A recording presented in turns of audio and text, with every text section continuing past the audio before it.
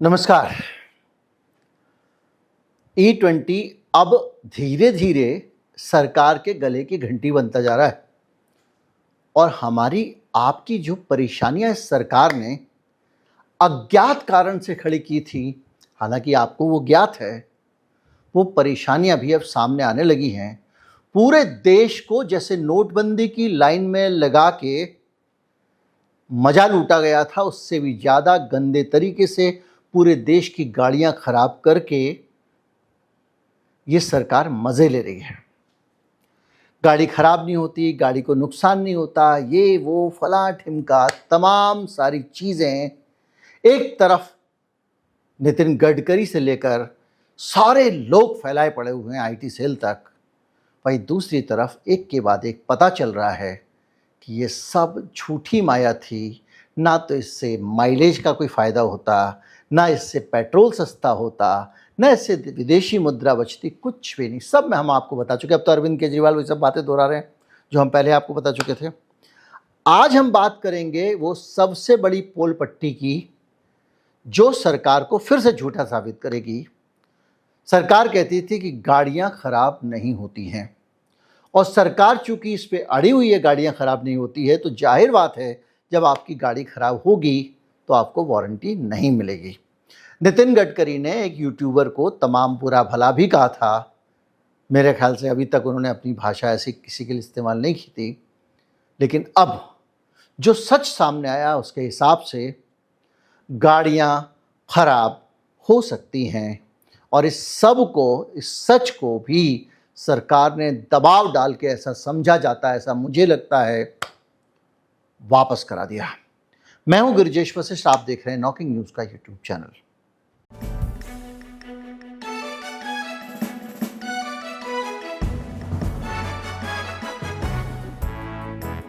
देखिए, कहानी कहां से शुरू होती है। जो एथेनॉल है वो गाड़ियों में डाला जा रहा है तो उसके अंदर नमक निकल रहा है। तकनीकी भाषा में उसको कहा जा रहा है क्लोराइड्स निकल रहे हैं। अब पेट्रोल पंप के ऊपर जो एथेनॉल है उसके अंदर क्लोराइड्स कहाँ से आ रहे हैं? 1 लीटर पे 50 मिलीग्राम तक क्लोराइड हो सकते हैं। एक अंतरराष्ट्रीय पैमाना बनाया गया है। अमेरिका की एक संस्था है जो इसके पैमाने बनाती है। उसने ये बताया कि जो एथेनॉल वाला पेट्रोल डाला जाता है गाड़ियों में पूरी दुनिया में, उसमें क्लोराइड्स की मात्रा 50 mg से ज़्यादा नहीं होनी चाहिए 1 लीटर के अंदर। ये मैक्सिमम लिमिट है। यानी पेट्रोल के अंदर, एथेनॉल वाले पेट्रोल के अंदर क्लोराइड्स आ सकते हैं, नमक आ सकता है। जो सरकार कह रही है कि गाड़ी खराब नहीं होगी, उसकी कहानी इस एक पैरामीटर से शुरू होती है। जब नमक आ सकता है तो कैसे आ सकता है? नमक इसलिए आ सकता है क्योंकि एथेनॉल ब्लेंडिंग वाला पेट्रोल हवा में मौजूद नमी को अपनी ओर खींचता है, पानी को अपनी ओर खींचता है तो उसके अंदर पानी की मात्रा बढ़ती है। आमतौर पे हवा की नमी में जो पानी होता है उसमें नमक नहीं होता है, लेकिन अलग अलग परिस्थितियों में, मान लीजिए कि आप समुद्र के किनारे वाले इलाके में हैं, बहुत ज़्यादा वहाँ मॉइस्चर है, इस तरह की परिस्थितियों में, और बहुत सारी अलग अलग परिस्थितियाँ डिफाइन की गई हैं, तय की गई हैं, जिनके अंदर क्लोराइड टैंक के अंदर आ सकता है। अब ये जो क्लोराइड टैंक के अंदर आता है, ये इंजेक्टर और दूसरी जगहों पर जाके जम सकता है। कैसे? सरलता से समझिए। आपके घर में जब नमक ज़्यादा आ रहा होता है या कैल्शियम ज़्यादा आ रहा होता है पानी के, तो टूटी के अंदर जमने लगता है। तो नमक अगर आपके पेट्रोल के अंदर होगा तो जो इंजेक्टर होता है, इंजेक्टर क्या होता है? इंजेक्टर एक पिचकारी होती है जो बारीक सा एक जेट लगा होता है और उसको ताकत से इंजेक्ट करते हैं। वो एक फुहारा छोड़ता है पेट्रोल का, और वो फुहारा जलता है हवा के साथ मिलके, जिससे ताकत बनती है। लेकिन अगर उस फुहारे में बैलेंस सही नहीं होगा, किसी जगह से कम या ज़्यादा निकल रहा होगा, तो गाड़ी के परफॉर्मेंस पे असर पड़ता है। हो सकता है आपको इंजेक्टर बदलने पड़े क्योंकि उसके अंदर क्लोराइड भर गया है, या हो सकता है वो क्लीन हो जाए। क्लीन करने का जुगाड़ भी भारतवर्ष में चलता है, लेकिन गाड़ी खराब होती है क्योंकि क्लोराइड पाए जाते हैं। और क्लोराइड पाए जाते हैं, ये एक जनरल बात है कि हाँ पाए जाते हैं, 50 तक हो सकते हैं। तो आप कहेंगे भारत के अंदर भी तो 50 के अंदर तक हो सकते हैं, लेकिन यहाँ पर एक नई कहानी आती है। हिंदुस्तान में एक है SIAM, society of Indian automobile manufacturers, यानी जो हिंदुस्तान में कार बनाने वाली कंपनियां हैं उनकी यूनियन एसोसिएशन, या जो कुछ समझना है समझ लीजिए। यानी सारे कार बनाने वाले लोगों ने अपनी तरफ से मिलके अभी हाल में सरकार को एक चिट्ठी लिखी, और उस चिट्ठी में लिखा कि जो तेल आ रहा है E20, उसके कारण गाड़ी के अंदर खराबी आ सकती है, क्योंकि क्लोराइड आ रहा है और इस क्लोराइड को सरकार को कंट्रोल करना चाहिए। तो कितना आ रहा है, मैंने आपको बताया 50 मैक्सिमम लिमिट है, लेकिन भारत के पेट्रोल में 500 तक पाया जा रहा है। और यहीं पे सबसे बड़ा सवाल खड़ा होता है कि ये कहाँ से आ रहा है, और अगर ये क्लोराइड आता है तो क्या वारंटी बचेगी, यहाँ पर बड़ा सवाल है। क्योंकि इससे अगर कोई खराबी आती है तो कार कंपनी ये तो नहीं कहेगी एथेनॉल की खराबी है, वो ये कहेगी भाई इसके अंदर क्लोराइड आ गया है, क्लोराइड आ गया है तो आप मरम्मत का पैसा लाओ, आपको वारंटी का फायदा नहीं मिलेगा। दूसरी चीज ये भी होगी कि आपकी गाड़ी में तरह तरह की खराबियां आएंगी, और वो खराबियां आप ठीक कराने जाएंगे तो आपको उसका पैसा देना पड़ेगा, यानी गाड़ियां खराब हो सकती हैं। और SIAM का ये जो लेटर है, SIAM का लेटर, ये उसी SIAM का लेटर है जिसकी दुहाई देके नितिन गडकरी पिछले दिनों तक और भारत की सरकार ये कह रही थी कि ऑटोमोबाइल मैन्युफैक्चरर्स ने कहा कि गाड़ी खराब नहीं होती है। उन्होंने कहा अब भी खराब नहीं होती है, लेकिन उन्होंने ये कहा कि इसके अंदर क्लोराइड्स आ रहे हैं, नमक आ रहा है। और जब ये वो चिट्ठी लिखते हैं तो टाइमिंग देखिए और भी रोचक है। 28 जुलाई को एक चिट्ठी SIAM ने पेट्रोलियम और नेचुरल गैस मिनिस्ट्री को लिखी, जिसमें कहा कि E20 पेट्रोल में क्लोराइड और मॉइस्चर के कारण गाड़ी के पुर्जों में जंग, घिसाव और खराबी की बढ़ती घटनाओं पर चिंतित हैं, मतलब उन्होंने चिंता जताई। और ये बाकायदा राइटर्स वगैरह में ये खबर रिपोर्ट हुई। इस खबर में और भी बहुत सारी बातें कही गई थी जो मैं आपको बता दूं। उसमें कहा गया था कि fuel injector, fuel pump, EGR valve और एग्जॉस्ट जैसे पुर्जे खराब ज़्यादा हो रहे हैं, इनकी खराबी बढ़ रही है, इसको रिपोर्ट किया जा रहा है। यानी निश्चित तौर पे जो हिंदुस्तान में गाड़ियां बेचने वाली कंपनियां, उन्हीं के वर्कशॉप होते हैं, कोई मेंटेनेंस करती हैं। आप भी तो यही करते हो ना कि आपकी गाड़ी अगर होंडा, तो आप होंडा के वर्कशॉप पे उसकी सर्विस कराओगे।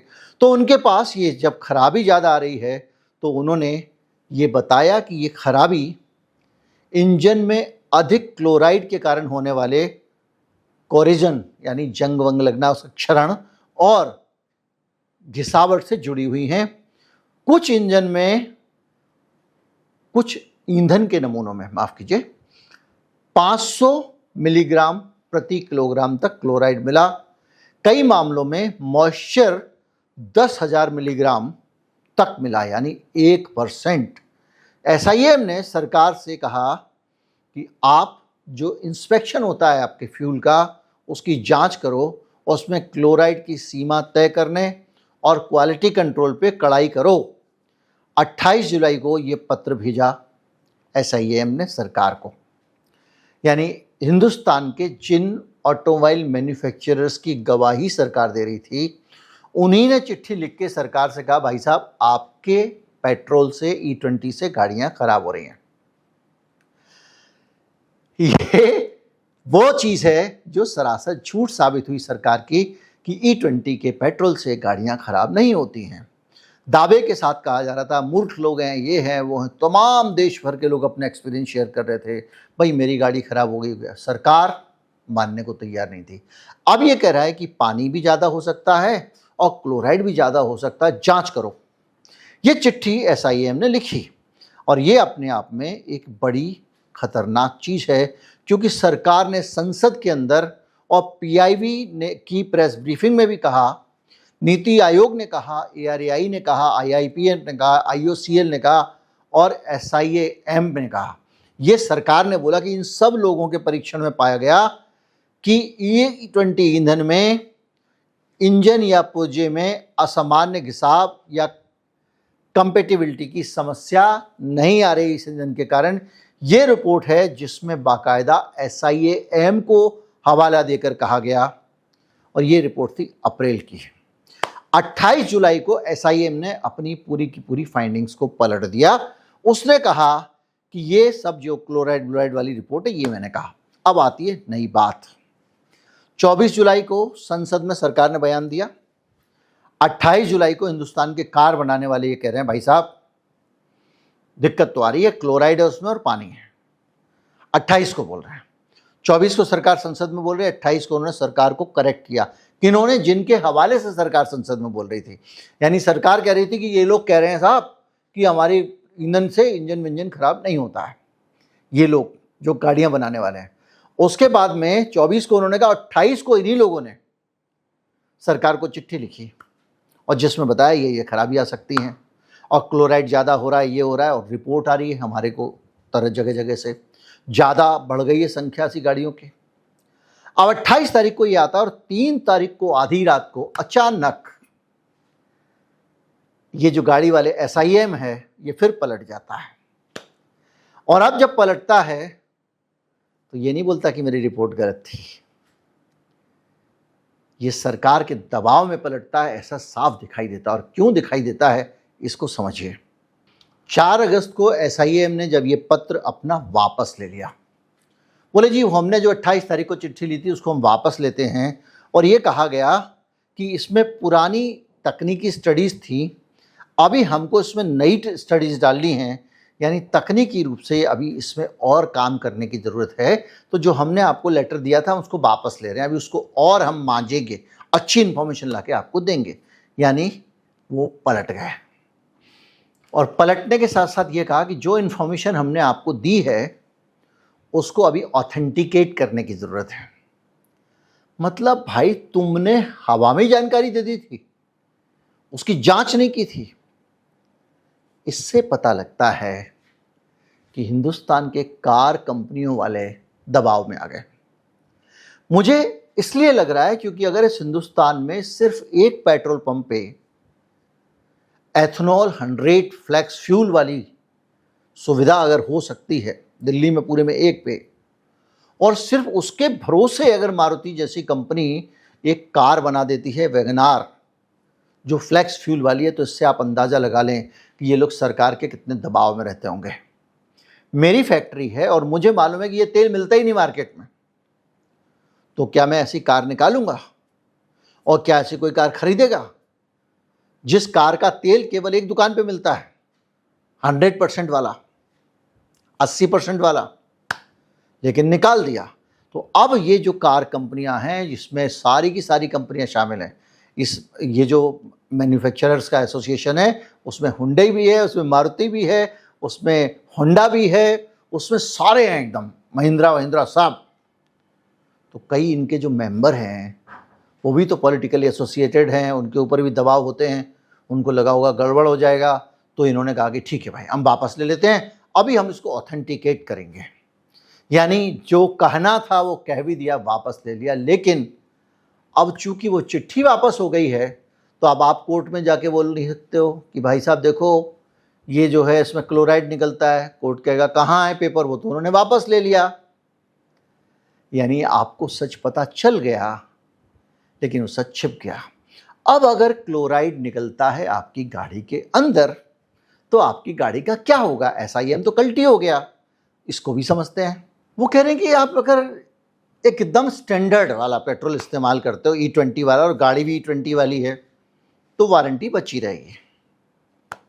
मतलब क्लोराइड अगर ज़्यादा निकल आया तो क्लोराइड ज़्यादा वाला पेट्रोल कौन डाल रहा है? पेट्रोल पंप डाल रहा है। तो पेट्रोल पंप वाला जो पेट्रोल डाल रहा है, सरकार ने उस पेट्रोल में कुछ खुड़पेच किया, उस खुड़पेच के कारण पेट्रोल में कुछ खराबियां आनी शुरू हो गई। वो खराब वाला पेट्रोल हमारी गाड़ी में डल रहा है जिसमें नमक है, सीधी सी बात है। और जब नमक होगा तो वो नमक भी पानी को आकर्षित करता है, ये भी जान लीजिए। तो ये डबल रफ्तार से मामला हो जाएगा। तो वो पेट्रोल जो डाला वो स्टैंडर्ड पेट्रोल तो नहीं है। कंपनी कहेगी इसमें तो नमक निकल रहा है भाई, और नमक निकल रहा है तो भाई आपकी गारंटी का हम सम्मान नहीं कर सकते, वारंटी का। आप कहोगे नमक वारंटी के साथ आता है, बोले कहाँ आता है, चिट्ठी वापस ले ली है। इसी तरह से अगर खराब ईंधन से अगर नुकसान हुआ हो तो मामला क्या हो जाएगा, कॉम्प्लिकेटेड हो जाएगा, और ये कहलाएगा कंटेमिनेटेड ईंधन। यानी ईंधन की गुणवत्ता खराब होने के कारण, खराब क्वालिटी का ईंधन डालने के कारण अगर गाड़ी खराब होती है, कंपनी आपको वारंटी नहीं देगी। कंपनी कहे ईंधन खराब था तो वाहन निर्माता, पेट्रोल पंप, वाहन मालिक, हर लोग एक दूसरे पे गाड़ी डालेंगे, जिम्मेदारी डालेंगे, साबित कोई नहीं कर पाएगा। अब पुरानी गाड़ियों पे आ जाएं, तो पुरानी जो गाड़ियां हैं, जो E20 लागू होने के बाद में भी जो आई हैं 23 के बाद में, उन गाड़ियों में जो E20 के अनुकूल नहीं है, उनके अंदर ज़बरदस्ती जो E20 ठूका जा रहा है, जो E10 के हिसाब से बनी हुई हैं, उन गाड़ियों को जो वारंटी का होने वाला है उसको लेकर पहले ही बयान आ चुका है। फोक्सवैगन, स्कोडा और टोयोटा ने कहा है कि गारंटी केवल E20 बार इस्तेमाल करने से ही खत्म नहीं होगी, लेकिन कोई खराबी आती है और वो हमारे जो स्टैंडर्ड है उसके हिसाब से नहीं है तो वो ओनर नहीं की जाएगी। यानी सीधी सी की बात यह है कि नमी और क्लोराइड अगर पेट्रोल पंप से आपके घर के गाड़ी के अंदर आ रहा है और उससे गाड़ी अगर ख़राब होती है, अगर आप वो ये नहीं कहेगा E20 डला लिया तो आपकी गारंटी हो गई, लेकिन हाँ उससे कुछ खराबी हो जाएगी तो कहेगा भैया इस गारंटी की हम नहीं दे सकते, इस बात की गारंटी। क्यों? क्योंकि ये तो आप है ना ख़राब तेल डाल के लाए हो। अब आप पेट्रोल पंप वाले के पास जाओगे, पेट्रोल पंप वाला कहेगा भैया हम कुछ नहीं कर सकते, हमारा पेट्रोल तो सही है, कर लो जाँच। आप कहाँ जाँच कर लोगे? और इस तरह से खरबूजा छुरी पे गिरे, छुरी खरबूजे पे, हम ही को शहीद होना है। तो उम्मीद करता हूँ आपको ये समझ में आ गया होगा कि E20 पे सरकार क्यों गिरती जा रही है। अब E20 पे गाड़ी ख़राब होने वाली बात भी आ गई, माइलेज गिरने वाली बात भी सरकार ने स्वीकार कर ली। मैंने आपको बताया था कि ये भर भर के एथनॉल अमेरिका से इंपोर्ट कर रहे हैं। अमेरिका से इंपोर्ट कर रहे हैं तो भारत के किसान का भला होने का तो सवाल ही नहीं है, वहाँ के किसान का भला होगा क्योंकि वहाँ एथनॉल बन रहा है, मक्का से बनता है उनका, मक्के से। तो विदेशी मुद्रा वाला भी मसला बेकार हो गया। तीसरा, विदेशी मुद्रा बचेगी ये बोल के आप हमको उल्लू बना रहे हो। अगर 3 से 6%, 7% जो सरकार कह रही है, अगर उतना माइलेज गिरा तो हिंदुस्तान उतना ज़्यादा पेट्रोल इंपोर्ट करेगा, निश्चित है। उतना तेल ज़्यादा इंपोर्ट करेगा तो आपकी विदेशी मुद्रा बचेगी या ज़्यादा जाएगी। तो आपने एक तो ज़्यादा आपने तेल इंपोर्ट किया और एथनॉल अलग से अमेरिका से इंपोर्ट किया क्योंकि माइलेज गिरा था। यानी ये सब का सब घोटाला का घोटाला है, गड़बड़ का गड़बड़ है, खेल का खेल है। और उम्मीद करता हूँ कि ये खेल आपको समझ में आ गया होगा और आने वाले दिनों में ये खेल इस सरकार पे भारी पड़ने वाला है। जो चंदा चोरी का मामला है वो आदमी एक बार झेल लेगा, वहाँ अयोध्या में मंदिर में हुआ, कोई बात नहीं, जिनकी धार्मिक आस्था है उनको तकलीफ हो सकती है, पर गाड़ी के ऊपर अगर आँच आती है तो दिल में तो लगता है, जरा किसी गाड़ी टच करके देखो, स्क्रैच मार के, तो यहाँ तो लोगों की गाड़ियाँ बर्बाद की जा रही हैं। ये बड़ा मसला बनने वाला है और ये सरकार के लिए एक बड़ी मुसीबत होगी अभी बच्चों को पीटने के बाद। अब लोग कह रहे हैं गालियाँ दे रहे थे, लेकिन गालियाँ तो देंगे भाई। और दूसरा ये कि अगर हमारे बच्चे ने गाली दी है तो क्या उसके ऊपर गोली चलाएगा भाई? हिम्मत कैसे हुई? ये भी एक पेरेंट के अंदर दिमाग में आएगा ही आएगा। उम्मीद करता हूँ वीडियो आपको अच्छा लगा होगा। अच्छा लगा हो तो ज़्यादा से ज़्यादा लोगों तक पहुँचाएं, चैनल को सब्सक्राइब कर लें। नमस्कार, जय हिंद।